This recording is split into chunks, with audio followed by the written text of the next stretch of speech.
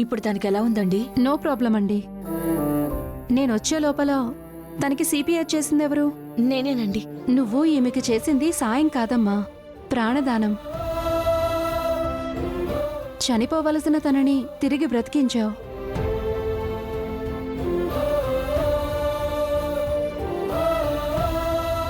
నీకేం ప్రాబ్లం లేదమ్మా, కంగారు పడకు.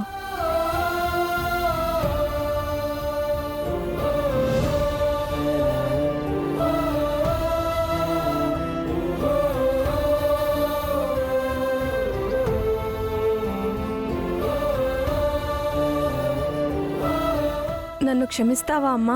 అయ్యో, ఏంటండి అలా మాట్లాడుతున్నారు? లేదమ్మా, తప్పుని తప్పు అని ఒప్పుకోకపోవడం అన్నిటికంటే పెద్ద తప్పు. నీ విషయంలో నేను చేసింది అదే. నువ్వు లావుగా ఉన్నావు, చూడటానికి అందహీనంగా ఉన్నావు.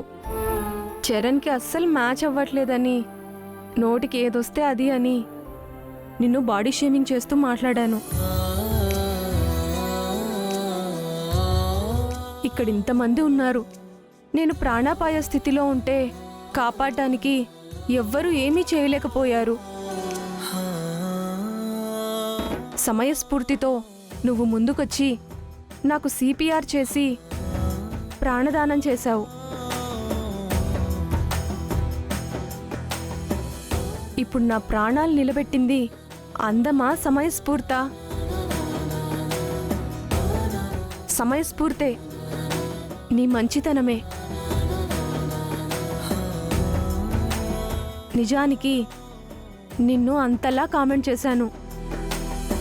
వేరే ఎవరైనా సరే అలాంటి పరిస్థితుల్లో నేనుంటే అందరిలాగా నాకెందుకులే అని చూస్తూ నిలబడేవాళ్ళు. కానీ నువ్వు ఆ పని చేయలేదు. అక్కడే నీది ఎంత మంచి మనసో నాకు అర్థమైంది. ఇందాక బామ్మగారు చెప్పారు, తన మంచి మనసును చూసి ఇంటి కోడల్ని చేసుకున్నాము అని. ఆవిడ ఆ మాటల్లో చెప్తే నాకు అర్థం అవ్వలేదమ్మా. ఇప్పుడు అర్థమైంది నువ్వేంటో. చరణ్, అందం అనేది రోజురోజుకి తగ్గిపోతూ ఉంటుంది, కానీ శాశ్వతంగా ఉండేది గుణమే. అంత మంచి గుణముంది ఈ అమ్మాయికి. ఇలాంటి అమ్మాయి నీ భార్య అవ్వడం నీ అదృష్టం.